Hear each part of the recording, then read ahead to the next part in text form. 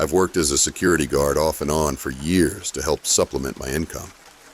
It's the kind of job that has you dealing with a lot of empty, creepy places, especially at night. But if I'm being honest, the scariest thing I've ever experienced wasn't some ghostly encounter or a simple jump scare. It was the night I found out what it's like to be truly watched. A while back, I was assigned to guard an old arena on the outskirts of town. This place was a massive, decrepit structure, holding about 6,000 seats and untouched since the early 2000s. The city still owned it and hadn't figured out what to do with it yet, so they had guards posted there round the clock to make sure no one was sneaking in to cause trouble. It was an old place, built over a century ago, and hadn't been updated much since its glory days in the 70s and 80s. In fact, you could still see posters and signs plastered up from long-abandoned shows and events, each one a little time capsule covered in dust. The building itself had this heavy, unsettling feeling that I could never quite shake, especially at night. The staircases creaked even when no one was on them, and shadows pooled in corners like they were hiding something. But this was my job, so I did my rounds as usual, trying not to let it get to me. One night, though, everything felt off. I can't explain why, but I couldn't shake this feeling of being watched, almost from the moment I walked in. I was jumpy and found myself looking over my shoulder constantly. This was my normal post. I knew the layout like the back of my hand, but somehow it felt different, as if someone or something was there with me. I started my patrol and went floor by floor, from the main arena up through the office spaces and dressing rooms. The upper floors were almost completely dark, and I had to rely on my flashlight as I moved through. By the time I made it to the catwalk above the main arena, my nerves were frayed. This catwalk was narrow and creaky, perched high above the empty seats below. The only sound was my own footsteps echoing back at me. I had just turned to head back when I heard a loud creak, like footsteps on the old wood. I spun around, heart pounding, and that's when I saw him. Standing there on the narrow catwalk was a man, frozen mid-stride, like he'd been caught sneaking up behind me. He was grinning, a strange, unsettling grin, like he knew something I didn't, and he was holding a steel pipe in his hand. There was this look in his eyes, this gleeful mischief, like he'd been playing some twisted game with me. Instinct kicked in, and I went for my sidearm, aiming it at him in one smooth motion. "Stop! Don't move!" I shouted, my voice echoing across the empty arena. But instead of complying, he just grinned wider, then turned and bolted down the catwalk in the opposite direction. I took off after him, but he was fast, darting into the maze of stairwells and hallways that twisted through the building. I followed for as long as I could, but he seemed to know the layout almost better than I did, disappearing into the shadows whenever I thought I had him in my sights.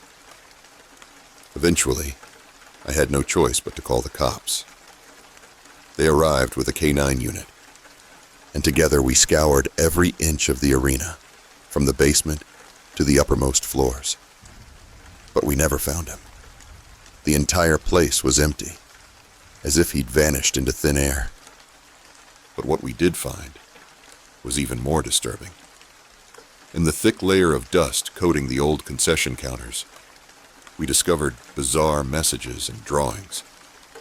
Words scrawled out in jagged letters, dark, disturbing rhymes, things that made no sense but left a sick feeling in my stomach.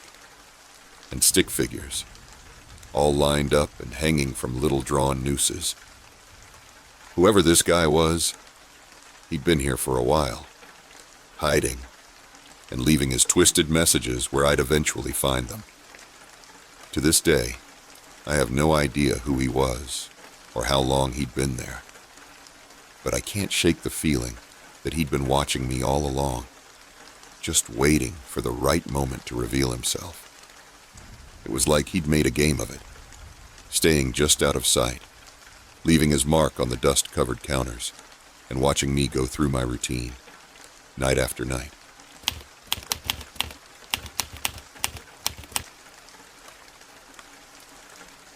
About 15 years ago, I worked as a night guard at a pastry manufacturing plant. It was a huge, cold, eerie place at night, filled with strange machinery that hissed and groaned, even in stillness. To make things worse, the plant was located in a pretty rough part of town where you wouldn't want to be walking around alone after dark. Inside, there was a catwalk above some of the machines that led to a set of offices, accessible by a long metal staircase. At the bottom of the staircase was a metal cage with a gate that I had to keep locked. Only I had the key, and as far as I knew, I was the only person in the building. On the catwalk, there were a series of hooks used for lab coats. There were 5 hooks in total, with 3 lab coats hung neatly on the 3 central hooks.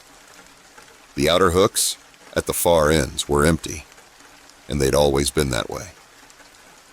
That night, around 8 p.m., I completed my first round of checks. The last employees had left, so the place was quiet and deserted. When I returned to the catwalk, I noticed something odd. One of the lab coats had moved from the middle hook to the far hook. That caught my attention right away because I remembered clearly where each coat had been hanging. Still, I tried to brush it off. Maybe I was just being paranoid. To be safe, I unlocked the gate, stepped onto the catwalk, and made my way up to the offices, locking the gate behind me. I checked the offices. Empty. Not a soul was up there, and there was no other way down without passing me. Feeling a bit unsettled, I finished my round and headed back down, locking the gate behind me. After a while, I went back to the lounge area to wait for the next round. When it came time, I went back to the catwalk, and I was floored. The lab coats had moved again. This time, they were each hanging on alternating hooks. It was as if someone was purposefully rearranging them, coat by coat. A chill ran down my spine. It felt personal, like someone or something was watching me and playing some twisted game. This time, I was frustrated and a little spooked. Someone had to be messing with me. I unlocked the gate again, went up to the catwalk, and double-checked the offices. Empty. I locked the gate and did a thorough check of the building, confirming that every single door was locked shut and the alarm was on. No one should have been able to enter without triggering it. So, I went back to the lounge and locked myself in there, figuring I'd check the security monitors to see if anyone was sneaking around. But I didn't see anything unusual. No movement, no signs of life. Yet each time I did another round, the coats had changed positions, as if they were taunting me. Finally, I'd had enough. I stopped doing rounds altogether, deciding that if they wanted to fire me, I'd gladly take it over dealing with whatever was playing tricks up there. I asked for a new assignment soon after, and never went back to that plant. Later on, I asked some of the other guards if they'd experienced anything strange on that post. And sure enough, they told me stories of weird, inexplicable things happening there. None of them could explain it either.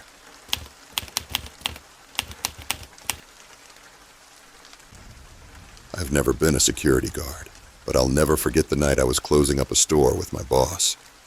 It was late, close to midnight, and we just locked up the front door to begin the usual after-hours cleaning and organizing. This store was in a quiet, dimly lit part of town, and at that hour, it felt almost like we were the only people left in the world.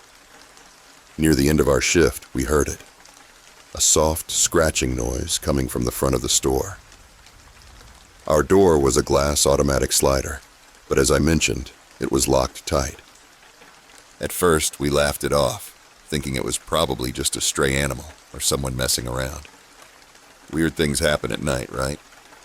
But then, as we were finishing up, my manager, who had been counting inventory in the back, heard scratching again, this time from the back door.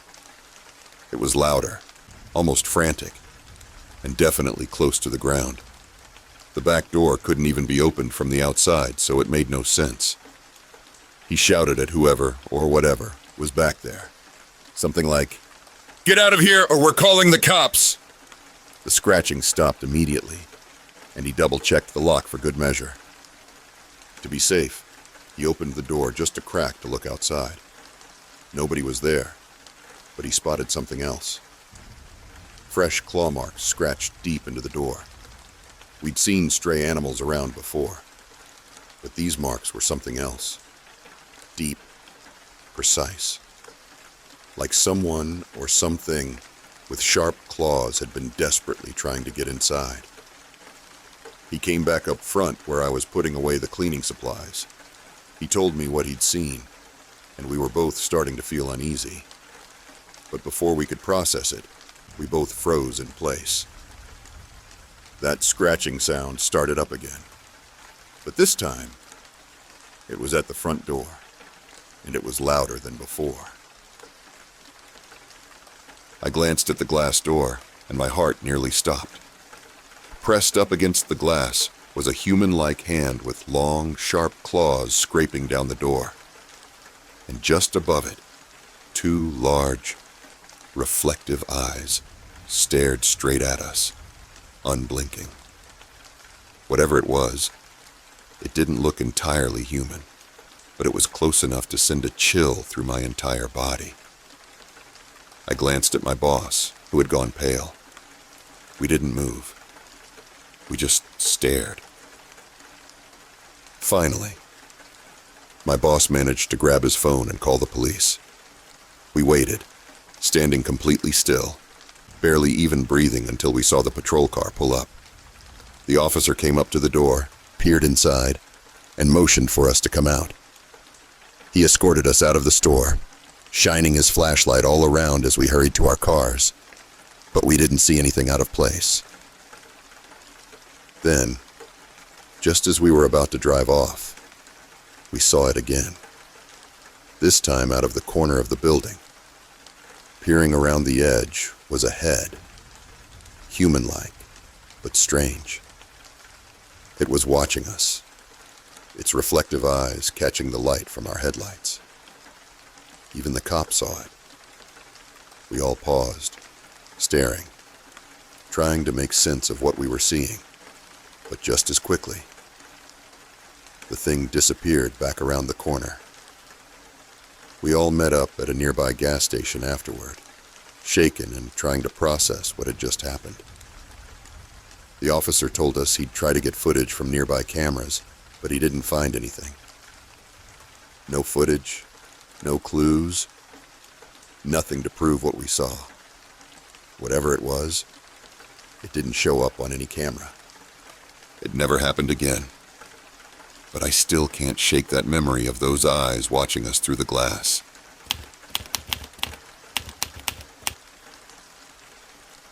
Let me start with a bit of backstory. About 9 months ago, I began working as a security guard at one of the largest hospitals in my city. It's been an incredible experience. A mix of adrenaline, odd encounters, and moments of quiet isolation. They say, if you love your job, you never work a day in your life, and that's how I feel. I've gained plenty of stories from handling everything from trespassers to emergency calls, but today, I want to share one of my stranger experiences, the kind you might call paranormal. Even before I took this job, I had a curiosity about whether hospitals, with their constant flow of life and death, would attract ghostly encounters. I can't say I've seen any ghosts strolling down hallways or strange occurrences in the morgue, but I wouldn't be telling this story if I hadn't experienced something. To give you a sense of the layout, our hospital complex includes 4 main buildings. The first is the main hospital itself, where I spend most of my time, and it houses the emergency department, along with over 1,000 patient beds.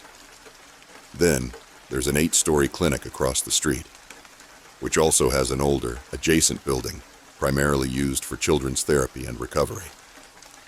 The final building is the cancer clinic, which needs 2 guards on duty around the clock.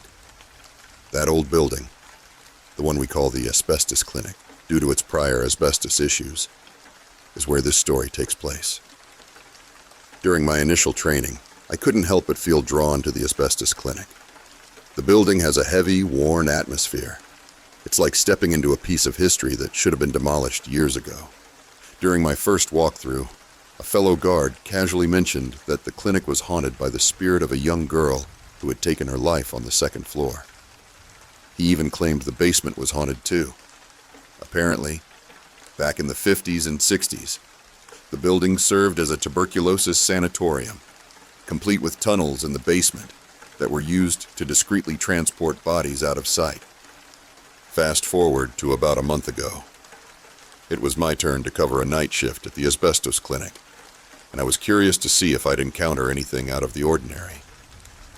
I'd patrolled the building countless times before, but aside from the elevators occasionally opening on their own, a phenomenon considered normal around here, I'd never seen anything I'd call supernatural. That night, I decided to take my patrol at 3 a.m., a time people say is the witching hour for paranormal activity. I began with a sweep around the exterior, making sure all entrances were locked. By that time of night, the clinic should have been empty, but as I was about to re-enter, I noticed that one of the doors was slightly ajar. It had been locked on my first patrol, which immediately raised red flags. Since there are no interior cameras in the clinic, my job was to sweep every unlocked room and corridor to make sure no one was inside. I headed inside and started a slow, careful patrol of the first floor, checking each room and hallway. All was quiet. Just as I approached the elevator to move up to the 2nd floor, I heard a creaking sound, like a door opening down the hall. I radioed my team lead, letting her know that I'd found an open door and heard movement. She sent Fred, a guard from the nearby cancer clinic, to assist. While I rechecked the 1st floor, Fred arrived and offered to search the 3rd and 4th floors, leaving me to handle the 2nd floor and basement. As I patrolled the 2nd floor, I heard the creak again. It was faint, but unmistakable. The sound of a door opening. I called Fred on the radio, telling him what I'd heard, still thinking it might just be an intruder. Homeless individuals sometimes slip in looking for a place to rest, though the asbestos clinic isn't usually their target, since it's almost always locked tight. Fred and I searched every room on the 2nd floor, and still found nothing. By now, I was starting to feel a little unnerved, but we finally finished the sweep and headed back down to the main floor. My team lead made a joke over the radio, teasing that maybe I'd found the clinic's resident ghost. With the idea now firmly planted in my head, I decided to return for one more patrol. I went back to the 2nd floor and sat in a chair, hoping that if I waited quietly, I might witness something unusual. But after 10 minutes of silence, I grew impatient and decided to head down to the basement. Now, the basement is its own world down there. Cold, stale, and filled with tunnels that lead practically nowhere now.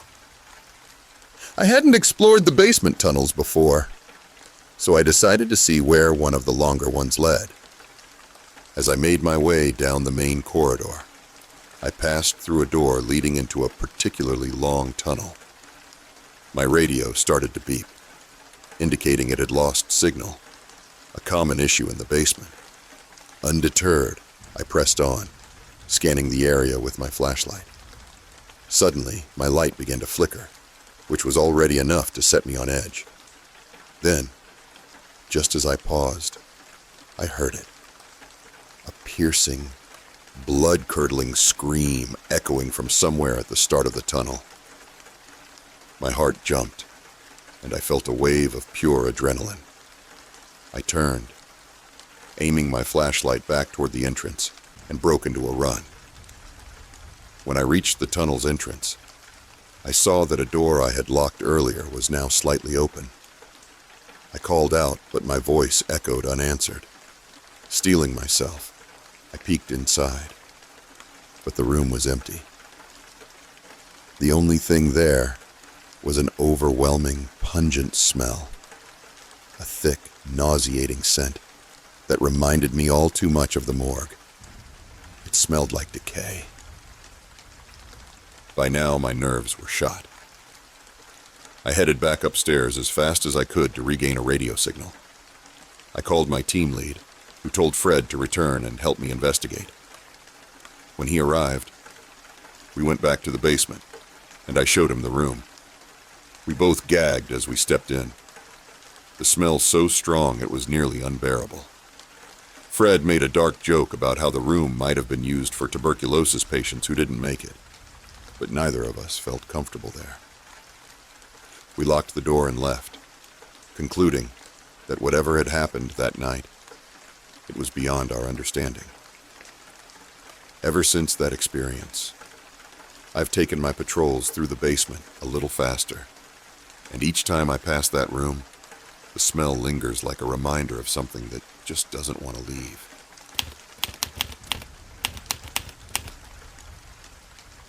I worked security at a college for a while, and part of my job was to patrol the campus in the early hours, usually around 3 a.m. Normally, I didn't mind. Most of the buildings had their eerie spots, but nothing too frightening.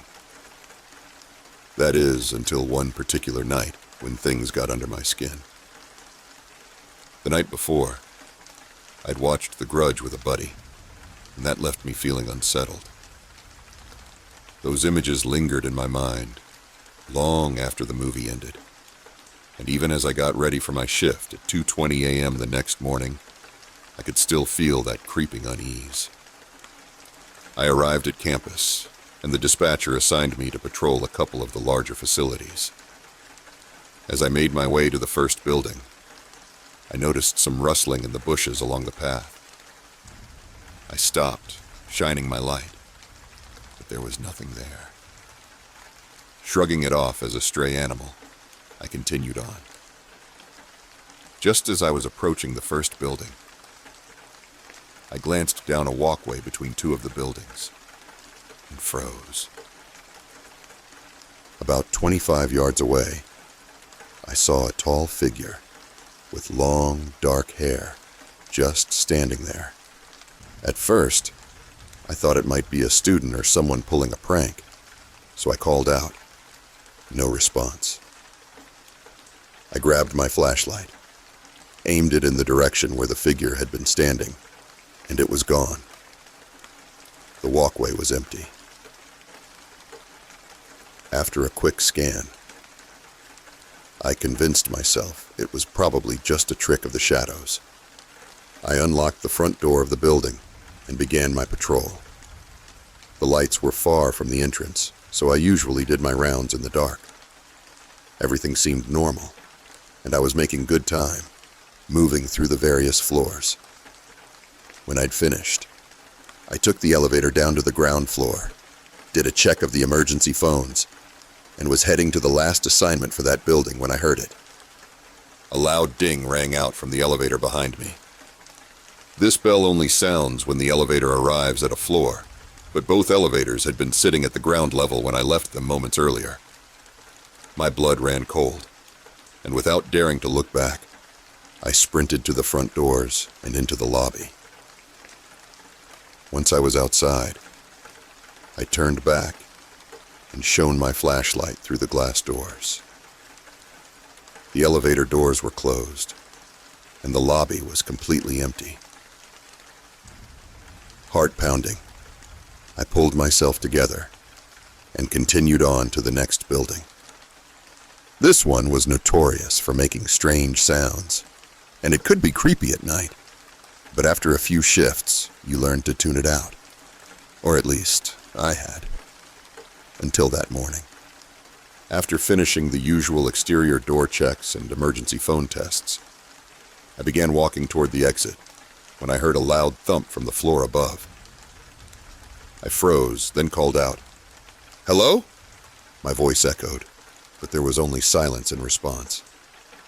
My nerves were on edge, but I tried to stay calm as I shone my flashlight around the area. Then, just as I was heading toward the exit, I caught a glimpse of something out of the corner of my eye. I looked up to the second floor and saw the figure again. The same tall figure, with that long dark hair, but this time it was even clearer. It was wearing a white gown, and it seemed to be watching me from above, peering over the railing. My teeth started to chatter, and I felt a surge of cold fear grip me. Without a second thought, I ran out of the building and headed straight for the security office. Breathless, I reported everything I'd seen, hoping for some reassurance. But the dispatcher just shrugged it off, treating it like another one of the strange noises the building was known for. I was left on edge for the rest of my shift, keeping close to the office until dawn finally broke. Even now, I still wonder what, or who, I saw that night, watching me from the shadows.